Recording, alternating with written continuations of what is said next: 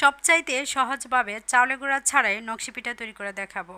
Hi everyone, Shahnaz কিচেনে সবাইকে স্বাগতম জানাচ্ছি নতুন আরও একটি রেসিপি দেখার জন্য।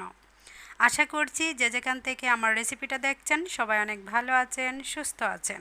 আমরা অনেকেই মনে করি নকশা পিঠা তৈরি করার ক্ষেত্রে অনেক কিছু জিনিসের প্রয়োজন, কিছুই লাগবে না, চাউলের গুঁড়াও লাগবে না, আর নকশা করতে ডাইস লাগবে না, বা অন্য অন্য যেই নকশা করার জন্য যে সুই, ওইগুলি কিচ্ছু প্রয়োজন নেই। গড়ে থাকা, ফেলে দেওয়া, হাতের কাছে পাওয়া যায় এমন কিছু জিনিস দিয়ে আমি আজকে নকশা পিঠা তৈরি করে দেখাবো। যে কেউ পারবে, যে কখনো তৈরি করা নাই সেও যদি আমার এই পিঠাগুলি ফলো করে অবশ্যই পারবে। আজকের রেসিপিটা একান্তই নতুন রাঁধুনিদের জন্য। নতুন যারা পিঠা বানাতে চাচ্ছেন বা শুরু করছেন, পারছেন না, তারা অবশ্যই আমার রেসিপিটা ফলো করবেন, পেরে যাবেন খুব সহজেই। কারণ কমন ডিজাইনে আমি দেখাবো নকশা করে। এখানে 6টা নকশা করে আমি আপনাদেরকে দেখাচ্ছি। যেই নকশাটা আপনার ভালো লাগবে নকশি পিঠা তৈরি করতে পারবেন।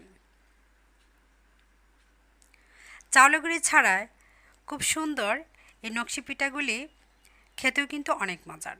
রুটি বানানোর জন্য যেভাবে ডো তৈরি করি সেভাবে কিন্তু আমি ডো তৈরি করে নিয়েছিলাম আটা দিয়ে। আর 1/2 ইঞ্চি পরিমাণ পুর রাখবেন নকশি পিঠা তৈরি করার ক্ষেত্রে।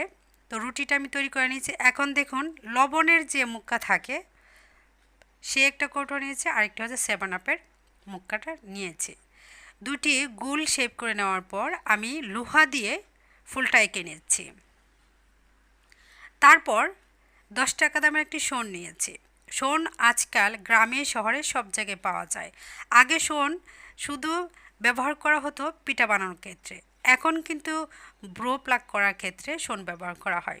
ব্রো প্লাগ করার ক্ষেত্রে যে শোন ব্যবহার করে সেটা বিয়ের আগে জানতাম না, বিয়ের পর আমি জানতে পারলাম, অনেক বছর পর। গ্রামেগঞ্জে এই শোন ব্যবহার করা হয় পিঠা বানানোর ক্ষেত্রে। তো মাত্র 5 থেকে 10 টাকায় কিন্তু এরকম শোন পেয়ে যাবেন। আর কলমের মুক্কা নিয়েছি। এখন কি কি নিচ্ছি আমি একটু আবারও ভালোভাবে বলে দিচ্ছি।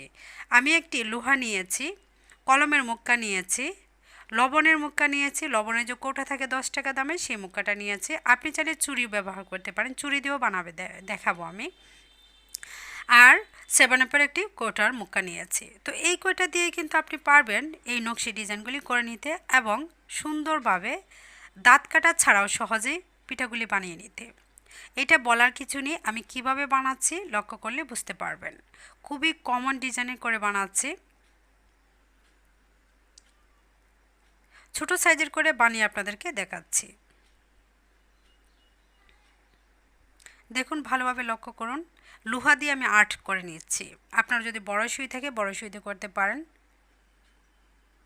লোহাটা যেহেতু একটু মোটা হয় তাহলে আঁকগুলি একটু মোটা সাইজের হয়। আপনি যখন আঁকবেন আঁকাগুলি একটু মোটা মোটা দেখা যাবে সেজন্য। আর সুই হলে 2টি করে দাগ দিয়ে নেবেন, তাহলে কিন্তু হয়ে যাবে। দেখলেন তো, খুব সহজে জটপটে নকশি পিঠা তৈরি করা যায়, অনেক কিছু ডাইস ছাড়া। তো আশা করছি অনেকের কাছে আজকের রেসিপিটা ভালো লাগবে। ভালো লাগলে অবশ্যই ভালো একটি কমেন্ট করবেন। আজকের মতো বিদায়, নতুন কোনো রেসিপিতে আবারও দেখা হবে। আল্লাহ হাফেজ।